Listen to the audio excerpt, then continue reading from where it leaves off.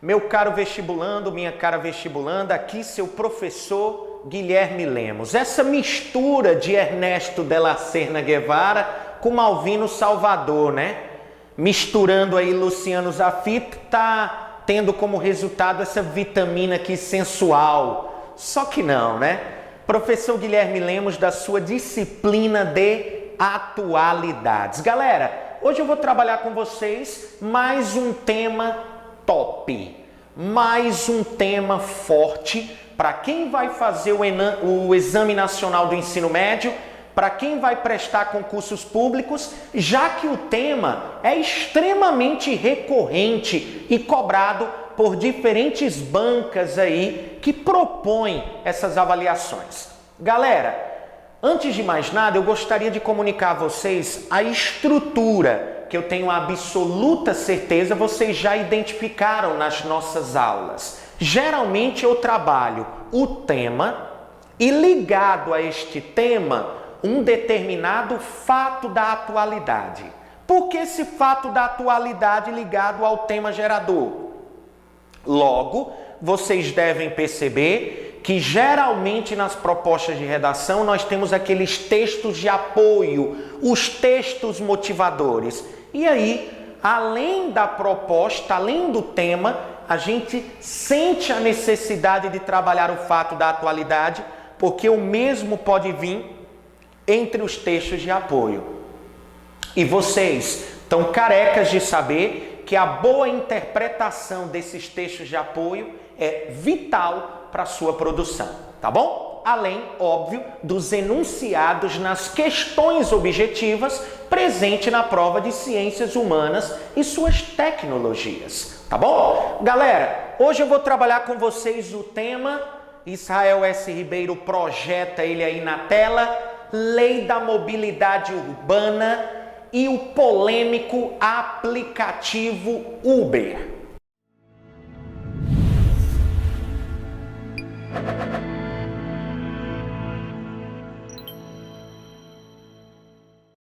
Lei da Mobilidade Urbana já está referenciada legalmente através da Lei número 12.587 de 2012. Essa é a lei que define o plano ou política nacional de mobilidade urbana que os municípios devem adotar no Brasil, tá bom? Então, galera, não esqueçam vocês que antes de falarmos sobre a lei da mobilidade urbana e do polêmico aplicativo Uber, eu tenho que falar para vocês sobre a situação das cidades brasileiras. Nós temos que falar um pouco do processo de urbanização do Brasil. E aí, eu gosto sempre de iniciar essa aula fazendo uma espécie de raio-x, tá bom?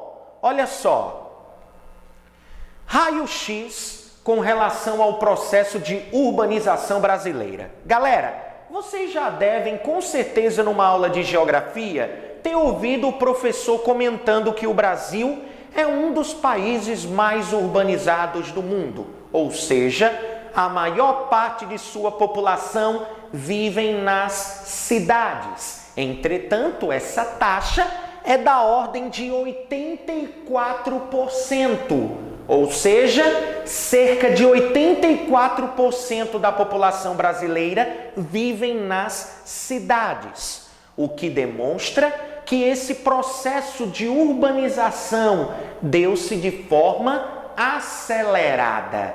Se nós pegássemos um recorte temporal, nós geralmente comentamos que o processo de urbanização no Brasil se deu de uma forma mais volumosa das décadas de 1940 a 2010. E o gráfico vai te mostrar isso. Vou apresentá-lo já já. Então, além do país ser predominantemente urbano, nós temos uma urbanização caracterizada pelo crescimento periférico. Guilherme, o que é esse crescimento periférico? Saca só, vocês devem observar que, de acordo com o censo do IBGE, último realizado em 2010, o Brasil possui 5.575 municípios. E aí você pergunta, Guilherme, a maior parte desses municípios tem uma população de até quantos habitantes? Galera, a maior parte dos municípios brasileiros, dos mais de 5.575 municípios cadastrados, a maioria tem uma população estimada entre 50 mil e 500 mil habitantes. Ou seja, o processo de metropolização de cidades no Brasil não é tão efetivo, não é tão forte, tá bom? Se vocês observarem, nós temos em torno de 15 metrópoles, 15 cidades com mais de 1 milhão de habitantes. Então não é algo comum na paisagem urbana brasileira. Geralmente, cidades com população entre 50 e 500 mil habitantes, tá bom? O que significa essa característica, crescimento periférico? A maior parte desses municípios, galera, cresce de uma forma horizontal, ou seja, a expansão da mancha urbana, a expansão da malha urbana se faz de forma horizontal. A este processo dá-se o nome de periurbanização. Entretanto, as grandes metrópoles e cidades aí de médio porte já apresentam um processo de verticalização, ou seja, a construção, principalmente nas áreas centrais dessas cidades, de prédios, de construções verticais. Então, observem vocês que no Brasil as cidades são caracterizadas por possuírem um crescimento mais periférico, tá bom? Além disso, galera, para entender mobilidade urbana, eu tenho que falar de déficit habitacional. E aí eu queria me apropriar, antes de te apresentar, de nós dissecarmos o que é a lei da mobilidade urbana, eu tenho que te mostrar o Estatuto das Cidades, tá bom? Lei número 10.257 de 2001,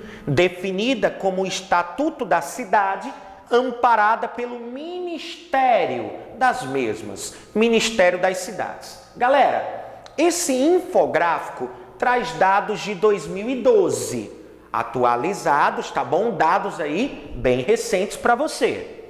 Se você observar na legenda domicílios brasileiros, você vai ver que o país, o nosso país, o Brasil, possui aproximadamente 63 milhões de domicílios, ou seja, com uma população aproximada de 202 milhões de habitantes, distribuídos em 63 milhões de domicílios, né? Observem vocês que mesmo com o programa Minha Casa Minha Vida, criado pelo governo federal em 2009 e que construiu mais de 2 milhões e 400 mil domicílios, nós ainda apresentamos um déficit habitacional considerado. Da ordem, galera, observem vocês, de aproximadamente 6 milhões de domicílios.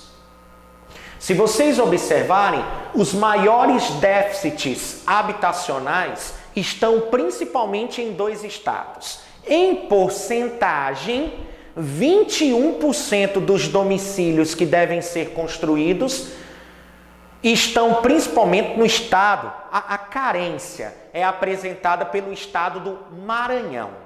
O Maranhão é o estado com maior déficit habitacional relativo, ou seja, 21% dos domicílios que faltam ser construídos no Brasil deveriam hoje serem construídos no estado do Maranhão.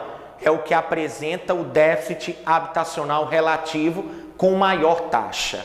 E o déficit habitacional absoluto, ou seja, qual o estado do país que apresenta a maior carência em número de domicílios. Só para vocês terem uma ideia, na ordem de mais de 1 milhão de domicílios são necessários para esse estado.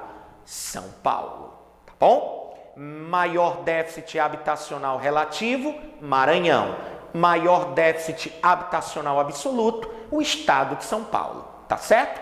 Então, galera, por que eu estou falando sobre o déficit habitacional? Porque um dos grandes pilares dessa lei da mobilidade urbana no Brasil, galera, é a falta de planejamento urbano que ofereça uma aproximação maior entre os empreendimentos e as ruas. O que é que isso significa?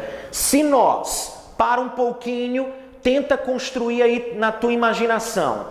Se você pensar na paisagem urbana da tua cidade, você com certeza vai identificar que os empreendimentos conversam muito pouco com as ruas. Você observa uma paisagem urbana marcada pelo macrocefalismo urbano, ou seja, esse crescimento caótico e desordenado de muitas cidades no Brasil faz com que a paisagem urbana seja extremamente disforme, tá bom? Tá certo?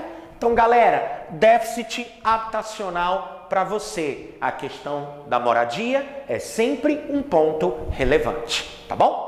Então, galera, lei da mobilidade urbana. Primeira coisa que eu queria trazer para vocês. A lei número 12.587 de 2012 é obrigatória para todos os municípios com mais de 20 mil habitantes. Então, galera, vocês já estão percebendo, a lei de mobilidade urbana é obrigatória para os municípios com mais de 20 mil habitantes, tá certo? Esse é um ponto interessante.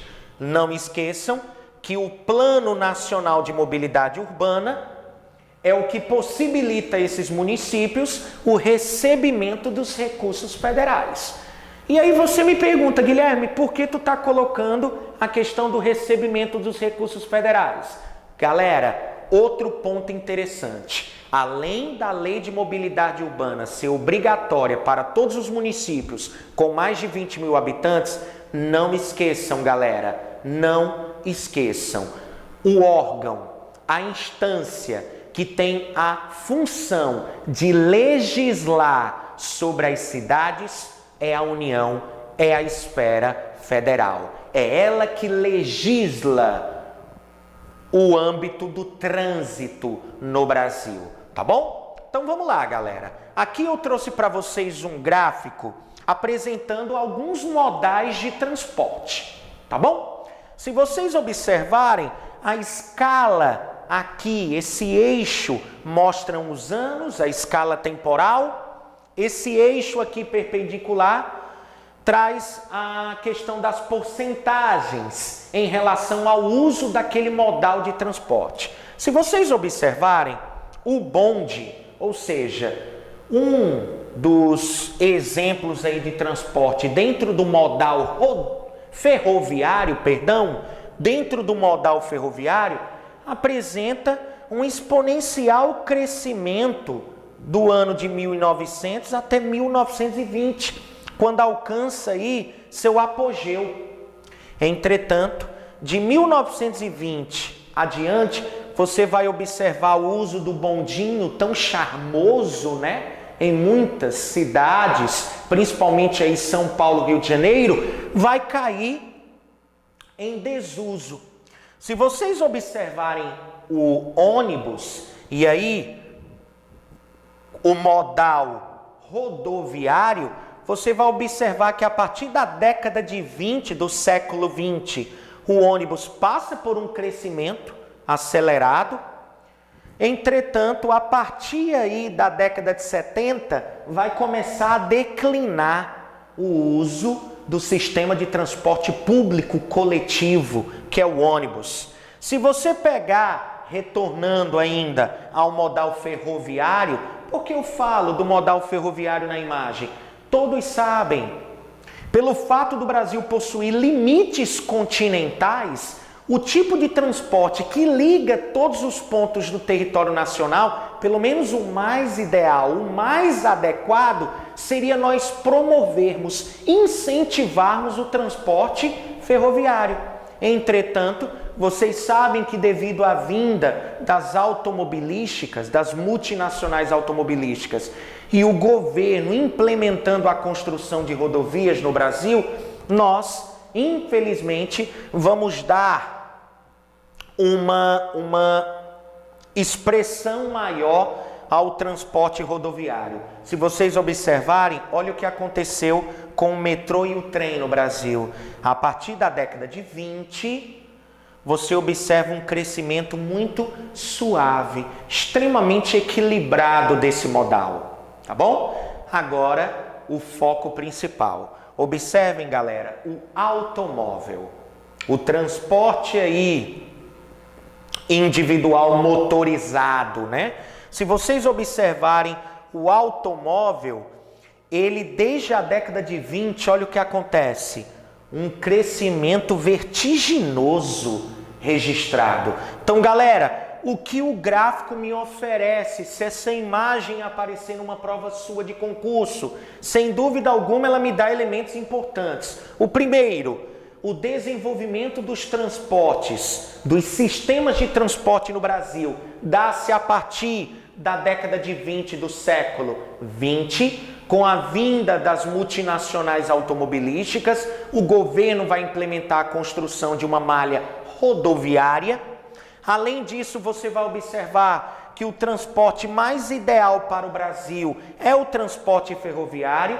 Entretanto, caiu amplamente em desuso e há um crescimento exorbitante do modal rodoviário. E aí eu coloco para vocês o caos vivido em algumas cidades. Galera, para vocês terem uma ideia, de acordo com dados recentes, o mundo já possui mais de 1 bilhão de automóveis em circulação.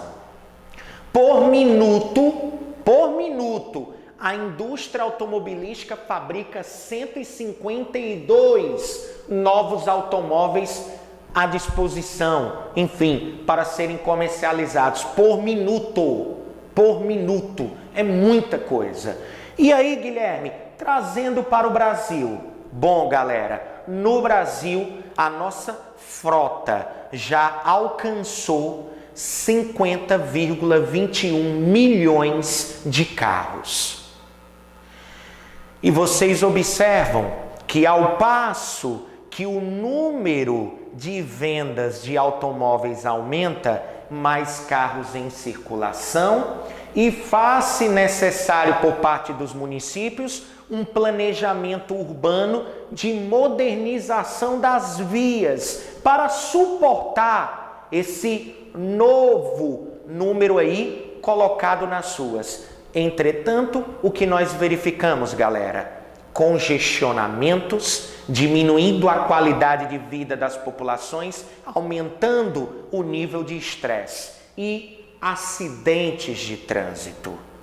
Combinados ao álcool, enfim, ao uso, ingestão de álcool, os números aí alcançam marcas, enfim, que geram tristeza, vergonha para qualquer nação. Só para vocês terem uma ideia, galera, desde 1980, desde a década de 80, já são mais de 980 mil mortes no trânsito.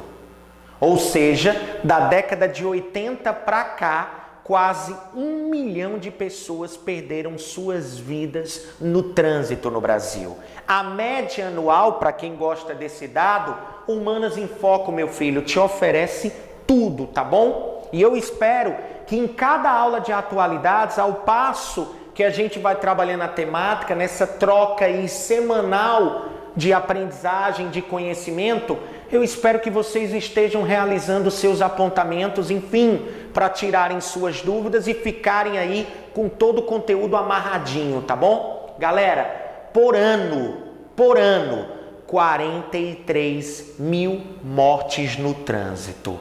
Ou seja, o trânsito brasileiro é uma das principais causas de morte, galera.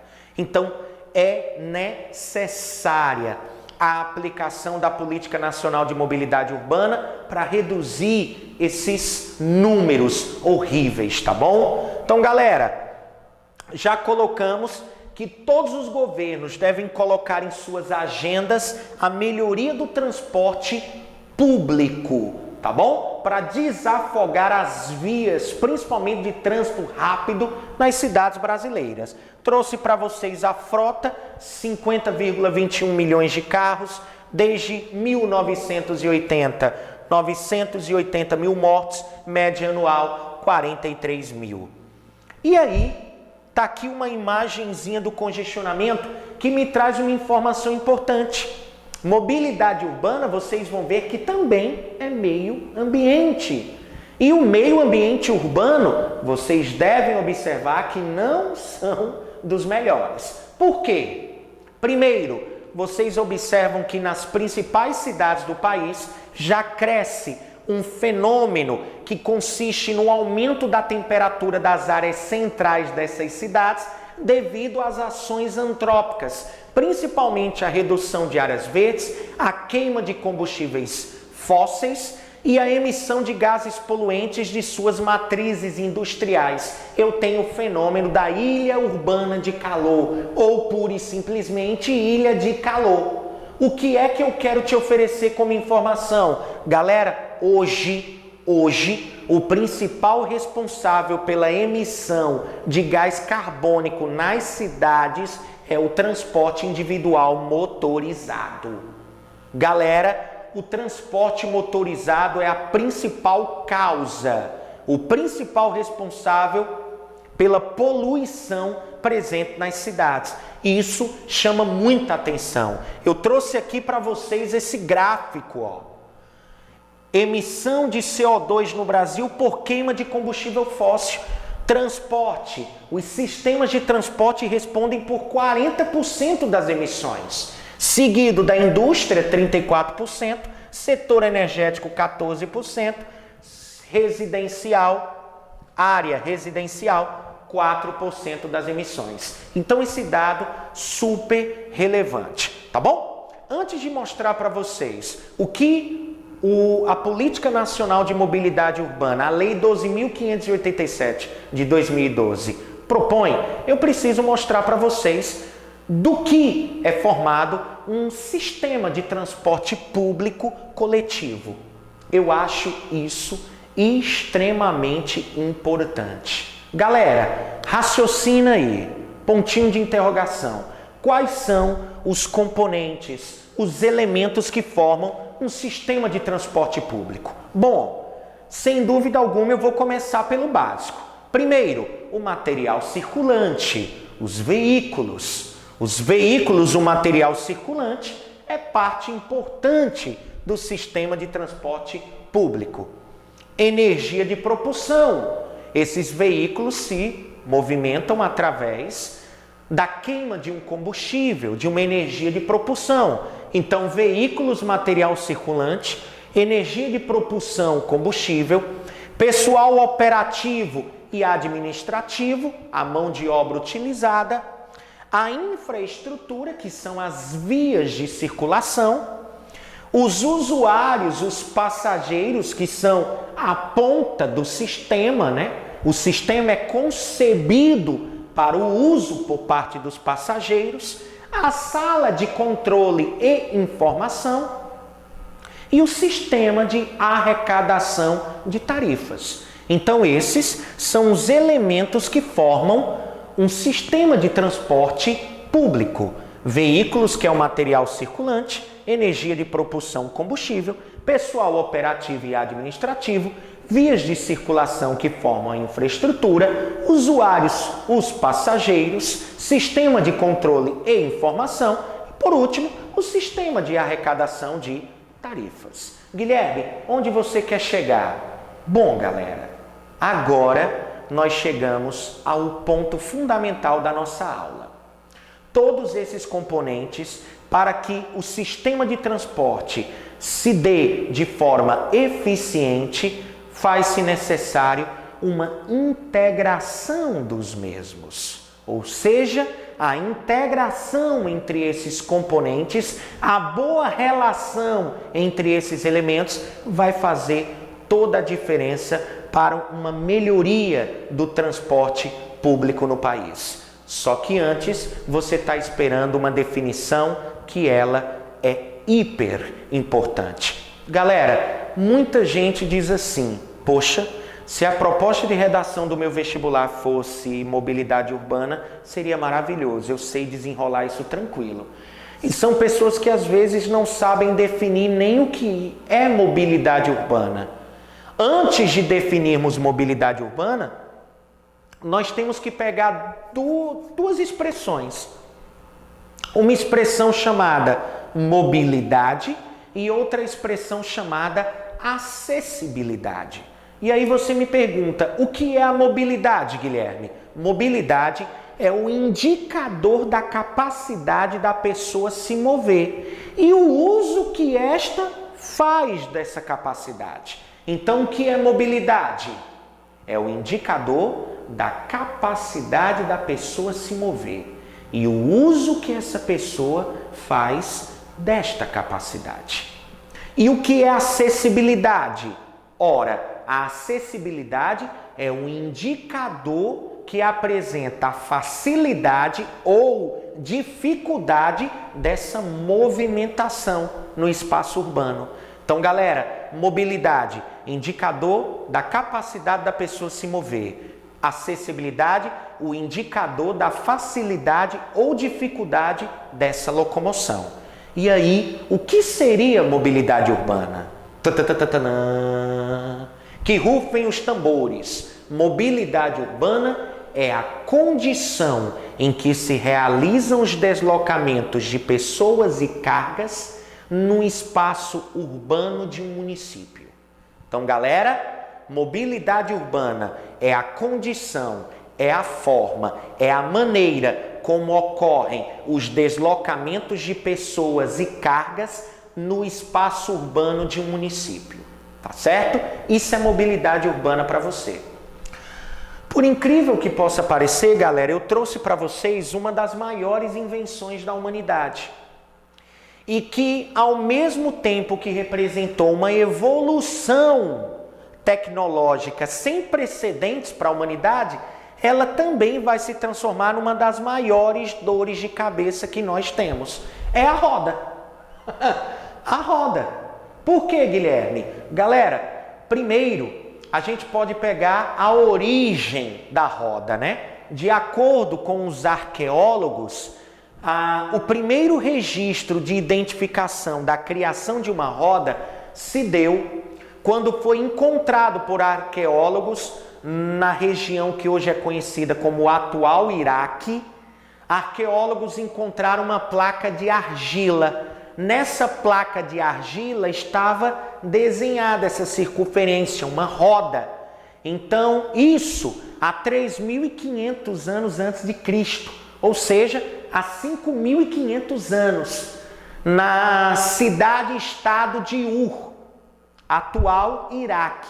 Arqueólogos encontraram uma placa de argila onde estava lá presente o desenho de uma roda. E aí você pergunta, Guilherme, por que a roda tem tudo a ver com mobilidade urbana? Galera, observem as paisagens urbanas e busquem a identificação de rodas pelo espaço. Elas estão em todo lugar, principalmente depois que o homem teve a ideia de colocar não apenas uma, mas duas rodas conectadas através de dois eixos, através de uma linha principal. Com uma estrutura de madeira sobre, temos a carroça.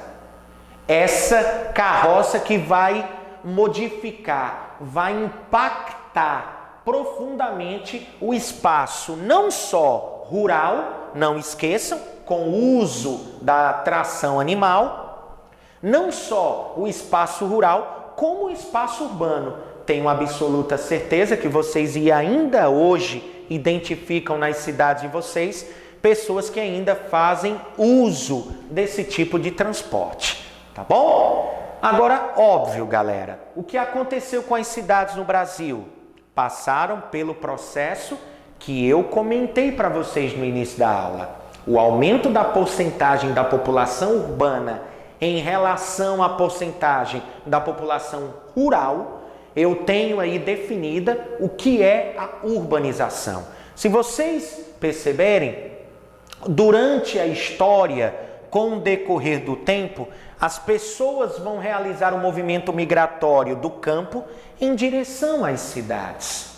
E é óbvio, não iria tardar muito, foi criado o transporte motorizado. E aí eu tenho Carros-Benz, né? Ligado aí à indústria Mercedes-Benz, que vai construir o primeiro motor a combustão. Henry Ford, século XIX, o Fordismo, forma de gerenciamento comum, ainda hoje em muitas indústrias. Não esqueçam que atualmente nós já temos o toyotismo, a produção flexível, e o volvismo, a produção criativa. Mas o Fordismo ainda é praticado por muitas indústrias automobilísticas. Henry Ford, no século XIX, segunda Revolução Industrial, tá certo? Vai aí desenvolver a indústria automobilística com a produção em larga escala dos famosos Fords T, não é mesmo? E aí o carro vai se transformar no transporte motorizado mais utilizado aí pelas populações. Observem vocês aquele gráfico que eu disse no início da aula que ia te apresentar. Olha só, em 1940, 31% da população brasileira viviam em cidades. 69% da população viviam no campo, no espaço rural. Galera, eu vou passar a imagem. Observem vocês o que aconteceu da década de 40 para 2010. Você observa que o processo de urbanização se deu de forma acelerada, demonstrando aqui para ti, 84% da população vive em cidades, 16% da população no campo. O que significa dizer que essa urbanização, com maior número de pessoas nas cidades e com a necessidade de locomoção mais rápida, vai haver um crescimento no número de vendas de automóveis. E aí as concessionárias vão pirar. Por quê? Observem hoje a relação que nós fazemos. Frota, mais de 50 milhões de veículos. E a relação que é importante, galera, para cada 4 brasileiros, um carro. Essa é a relação, tá certo? E aí, óbvio, as vias de circulação, já comentamos, não acompanham esse crescimento do número de veículos nas ruas. O que é que vai acontecer? E aí eu peço que vocês olhem para essa imagem. Se possível, Masterchef, Israel S. Ribeiro, coloca aí a imagem em tela cheia, tá bom? Galera, se vocês observarem essa cidade, vocês podem perfeitamente pressupor de que as atividades do setor, principalmente secundário e terciário, estão na área mais central, ou seja, o trabalho está presente principalmente no centro da cidade. O que é que vai acontecer com o centro da cidade? Vai passar por um processo de especulação imobiliária. O que significa isso? Vai haver um aumento no valor dos imóveis nessa região. Só que eu comentei para vocês, como é que se dá o crescimento das cidades no Brasil? De forma periférica, professor Guilherme, ou seja, a periurbanização. O que vai acontecer com boa parte das pessoas que viviam no centro? Ora, como a indústria e o comércio vão pressionar, querendo se alocar nesses imóveis, essas pessoas vão sendo paulatinamente empurradas, digamos assim, para regiões mais afastadas. Só que essas pessoas, representam a mão de obra dessas indústrias, desse comércio e das atividades e serviços. O que é que vai acontecer? Vai haver um deslocamento diário de trabalhadores dos bairros em direção ao centro da cidade. Inclusive, em migrações, nós damos o nome a esse deslocamento de migração pendular, a migração diária de trabalhadores de bairros aí mais afastados, que funcionam como cidades dormitórios, em direção ao centro das cidades. Mas galera, se essa cidade crescer e as atividades econômicas, obviamente, originalmente se desenvolvem para que esse crescimento ocorra, o que é que vai acontecer? As pessoas vão ser mais afastadas e vão se deslocar, necessitando de um maior tempo para esse deslocamento, porque a distância está aumentando.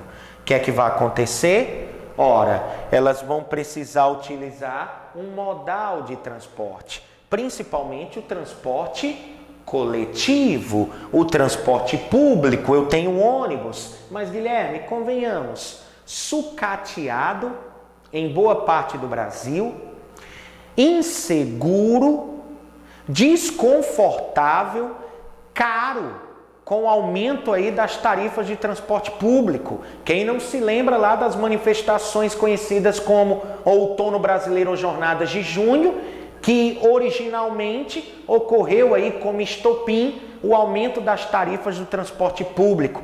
É lógico que essas pessoas não vão querer, num primeiro momento, utilizar esse modal de transporte pelas condições atuais em que ele se apresenta. O que é que vai acontecer? As pessoas vão buscar comprar um carro, né? A identificação aí com o sonho americano de adquirir um veículo. Entretanto, mais pessoas adquirindo veículos, eu vou ter as concessionárias vendendo cada vez mais automóveis e a cidade vai parar, literalmente parar.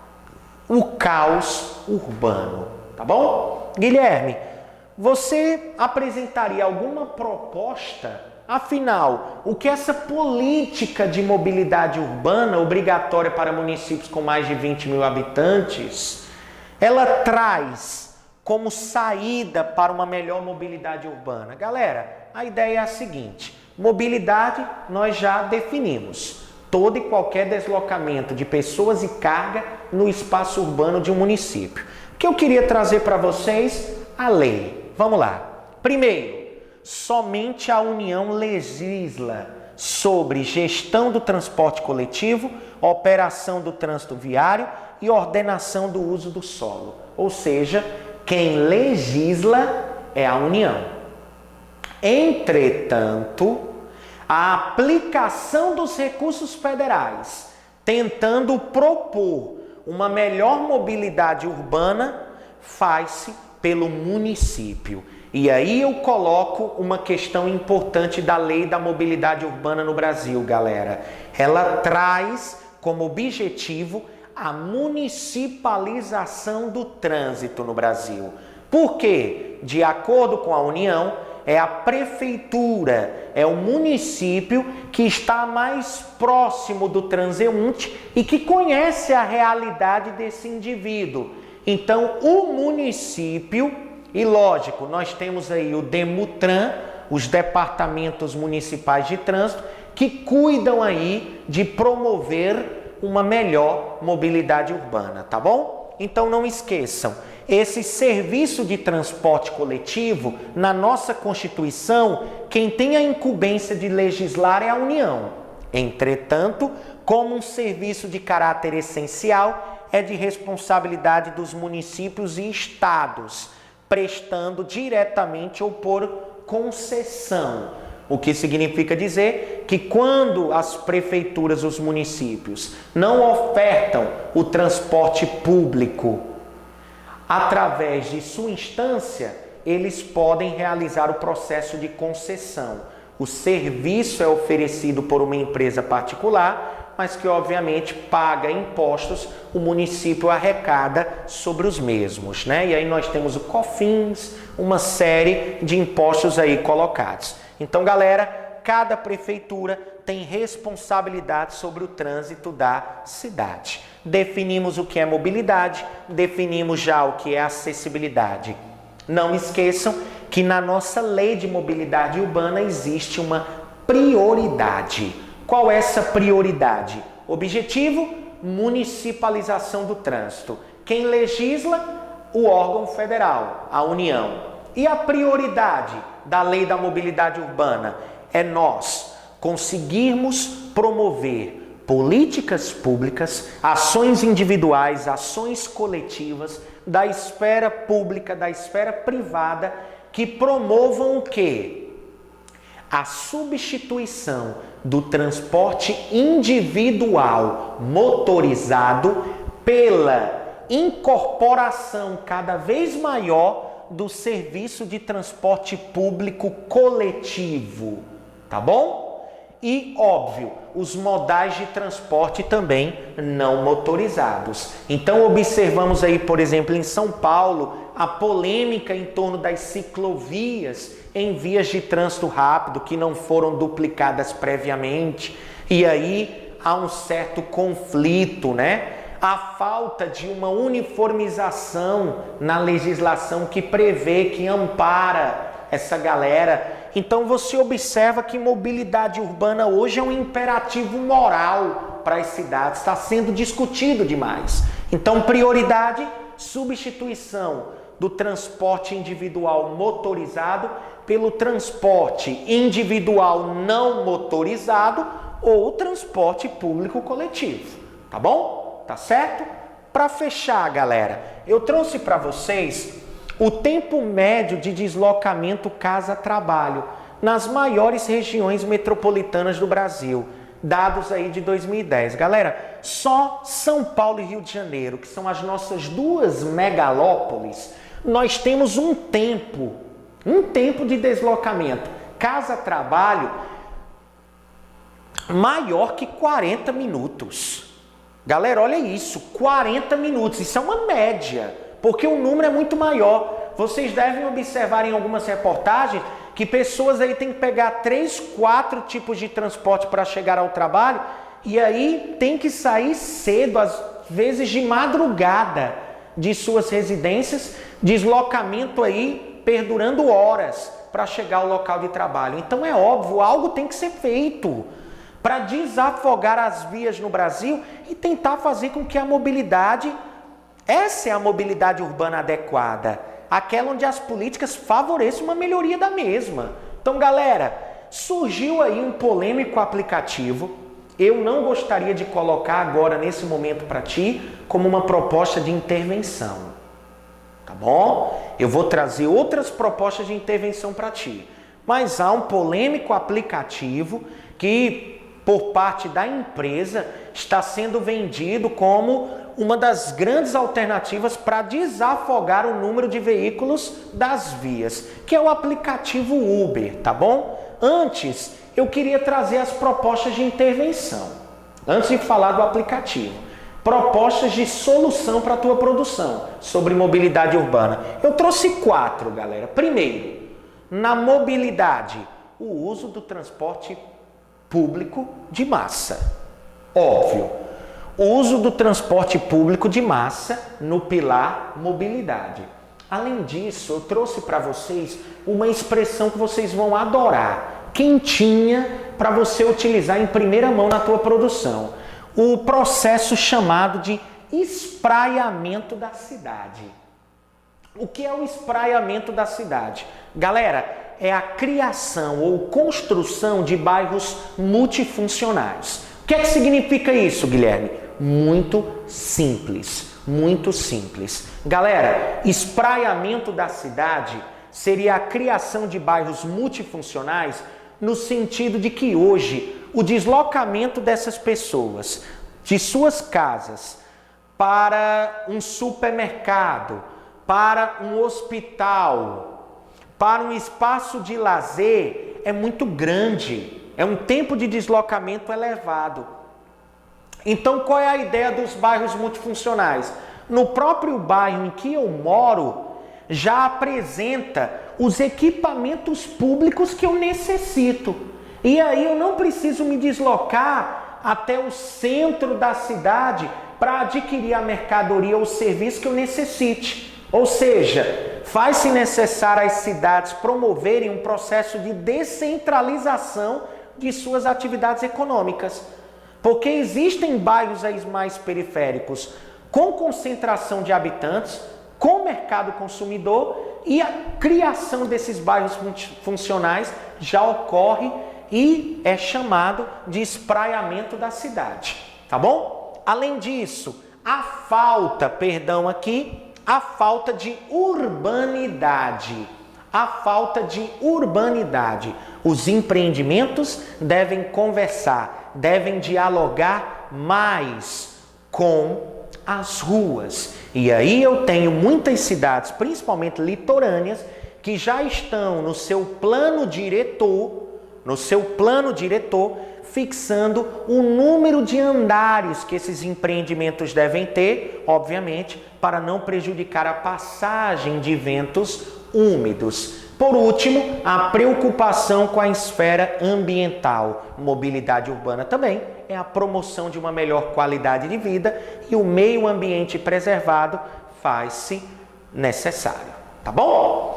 Agora, o aplicativo Uber, transportando pessoas, embarque em minutos ao simples toque de um botão. Galera, esse é um aplicativo que surgiu em 2009, São Francisco, Califórnia, Estados Unidos, tá bom? Os dois founders, né? Os caras que criaram o Uber é uma empresa e o aplicativo recebe o mesmo nome, tá bom? O aplicativo Uber. Seus founders, seus fundadores são o Travis e o Garrett Camp, tá bom? Esses caras aí são multibilionários, gênios no ramo da tecnologia, a genialidade, né? Conseguem aí propor uma ferramenta que nunca foi pensada anteriormente. Eles estavam participando de uma conferência sobre tecnologia. O Travis e o Garrett estavam participando de uma conferência em Paris, na França, chamada Le Web, tá bom? E na hora que saíram dessa conferência, o Travis e o Garrett estavam esperando o serviço de táxi. E eles observaram durante aquele período em que eles estavam esperando, né, olhando ali para o relógio, marcando o tempo, enfim, previsto para a chegada do táxi, eles observaram que de frente aos hotéis existiam carros particulares, limousines, carros belíssimos, com os motoristas particulares ociosos durante aquele período. E aí o Travis e o Garrett tiveram aquela ideia, né? Aquele estalo. Bom, por que eu não poderia, por que não utilizar a tecnologia para unir passageiros em busca de uma alternativa de transporte viável e motoristas particulares que estão ociosos? E através de um aplicativo unir no menor tempo possível aquele que carece do serviço de transporte e aquele que é o fornecedor de transporte. Por isso que eu defino o Uber para ti como um fornecedor de transporte. É um aplicativo que te oferece um serviço de carona remunerada. Os motoristas Uber, a empresa, né? O General Manager aqui no Brasil, Guilherme Teles, ele não gosta da expressão motoristas terceirizados. Na realidade, para a empresa o que há é uma parceria. O motorista que se cadastra e, enfim, oferece seus serviços à empresa, mas num regime de parceria. De que forma? Ora, como o aplicativo funciona? Agora para ti, o editor-chefe, nosso masterchef Israel S. Ribeiro, vai colocar um videozinho curto para você entender o funcionamento do aplicativo. Manda ver, Israel! Bem-vindo a Uber, uma opção de transporte que chega em poucos minutos até você. Pedir um carro é simples. Esses são todos os carros disponíveis e o tempo que levarão para chegar. Você pode escolher entre opções mais baratas e premium. No Brasil está disponível o tradicional Uber Black, com carros sedãs dirigidos por motoristas profissionais, com banco de couro e ar-condicionado sempre ligado. Olha ele aqui, sua melhor opção para viajar com estilo. Clique na opção Uber Black para ver as tarifas. Defina seu ponto de partida movimentando o PIN ou digitando o endereço. Coloque seu destino e o motorista saberá para onde te levar assim que você entrar no carro. Você não precisa de dinheiro vivo e ainda pode mudar sua opção de pagamento clicando nesse botão. Quer saber quanto vai custar? Use a opção de estimar a tarifa. Este é o campo para códigos promocionais. Oba, vou incluir o meu aqui. E solicite o seu carro. O John vai te buscar em 2 minutos. Olha ele aqui, ele dirige um Toyota. Você pode inclusive ver a placa do carro dele e a média das notas dos usuários. Uau! 4.9 estrelas! Ele chegou, agora é só embarcar. Quando chegar ao seu destino, basta descer do carro. Você verá o resumo da sua viagem e terá que dar uma nota para o motorista. Uber On!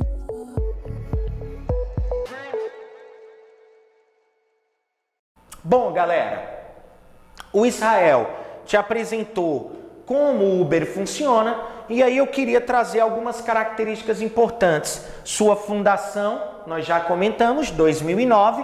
Hoje, o Uber está presente em 53 países, em mais de 284 cidades e tem 5 anos de história. No Brasil, o serviço chegou pouco antes da Copa do Mundo, em maio no Rio de Janeiro, que ocorreram protestos agora, né? Vocês observaram, por exemplo, aquele veículo Uber que foi retirado lá do aeroporto de Galeão. Julho, São Paulo, Belo Horizonte, Brasília e chegou recentemente a Curitiba, no Paraná também. Então, galera, o Uber, vocês observaram no vídeo que, enfim, um aplicativo você cadastra, né? Através até da sua conta na rede social Facebook. Além disso, cadastra o número de um cartão de crédito, onde o valor daquela viagem vai ser debitado automaticamente. Dessa forma, você sai do veículo sem a relação monetizada com o motorista, extremamente educado. A empresa tem uma política rigorosa com relação ao Uber, né?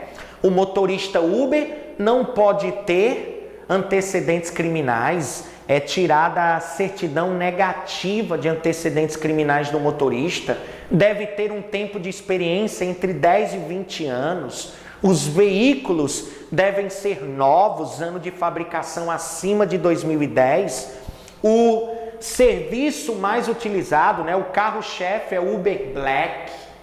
Geralmente os veículos são Toyota Corolla, o Ford Fusion, o Hyundai Azira e além disso o Volkswagen Jetta, né?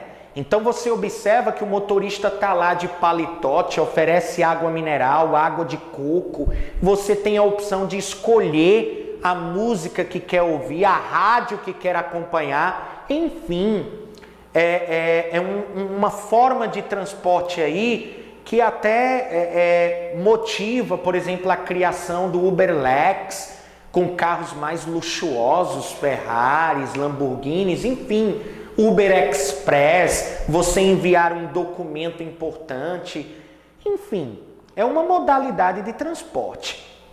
O que o General Manager diz, o Guilherme Teles? Bom, nós esbarramos aí na legislação, mas nós estamos pressionando os órgãos públicos a criarem uma lei que vislumbre a realização dos trabalhos da Uber no Brasil. Entretanto, galera, vocês devem saber que a legislação ela deve suportar aquilo que melhora a vida das pessoas e não barrar. Entretanto, os sindicatos de taxistas, eu coloquei aqui uma imagem, os sindicatos de taxistas colocam que é um serviço de táxi pirata, visto que o taxista ele tem uma série de responsabilidades legais com relação ao uso do veículo e de sua frota que o motorista Uber não teria.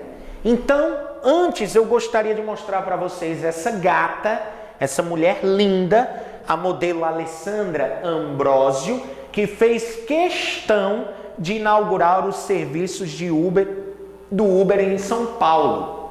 Ela fez questão de ser a primeira passageira da inauguração dos serviços do Uber em São Paulo. Ela que já fazia uso em Nova York, né? Enfim, só uma curiosidadezinha. Vocês passaram todo esse tempo olhando para o professor Guilherme. Enfim, a realização pessoal para vocês não deve ser das maiores, visto que há um déficit de beleza concentrada aqui, mas a Alessandra Ambrosio surge aí para limpar, né, os nossos olhos. Brincadeira, galera, vamos lá. Então, pessoal, tá aqui algumas características do Uber, tá bom? Eu fiz um paralelo aí me apropriando desse infográfico, ó. O táxi é um serviço regulamentado pelo município. Anualmente os veículos são vistoriados pelos departamentos de trânsito. O Poder Executivo define o valor da tarifa, nós já colocamos isso. Na compra de carro zero não é cobrado no taxista o imposto comercial, enfim, o imposto de circulação de mercadorias e serviços, bem como o IPI não é cobrado.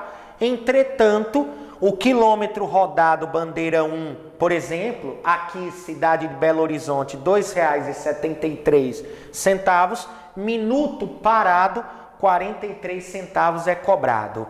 O motorista Uber, não há regulamentação no Brasil, não há. Em Belo Horizonte, por exemplo, já há mais de 300 a 500 carros prestando serviço, exige carros de padrão mais alto. O valor tarifário é definido pela empresa de acordo com a cidade. O pagamento só pode ser feito com cartão de crédito. É apresentada uma ficha de antecedentes criminais e o pagamento de assistência de proteção ao passageiro em caso aí de acidente ou porventura algum imprevisto. Quilômetro rodado 2,17, você observa que o valor é menor que o de taxista, minuto parado também. Então, os taxistas colocam também essa deslealdade econômica. Ou seja, o serviço, como eles não têm tantas obrigações legais, é oferecido com um menor valor. Lógico, o consumidor se beneficia, mas os taxistas estão se sentindo lesados pelos serviços do Uber no Brasil. Não esqueçam vocês que há um embate. O Código de Trânsito Brasileiro prevê que o transporte remunerado de passageiros deve ocorrer através da retirada de uma licença específica no órgão de trânsito, enquanto que esse mesmo Código de Trânsito traz a viabilidade do camarada tirar essa licença sem necessariamente precisar ser um taxista. Então há essa contradição, essa ambiguidade na legislação brasileira. É aguardar os municípios em que o Uber está sendo utilizado. A Câmara de Vereadores, a Prefeitura já foram acionadas, os órgãos ligados à Justiça também. Então, com certeza, nas próximas videoaulas a gente vai estar trazendo algum feedback do que já foi decidido em relação a esse polêmico aplicativo, tá bom? Finalizo aqui, espero que vocês tenham gostado. Humanas em Foco, humanas no coração. O trabalho é feito com todo carinho para vocês, uma aula um pouquinho mais extensa, mas que eu tenho certeza vai com certeza aumentar as tuas chances de aprovação. Galera, Humanas em Foco, aprender está ficando cada vez mais divertido. Um abraço, até a próxima, se Deus quiser.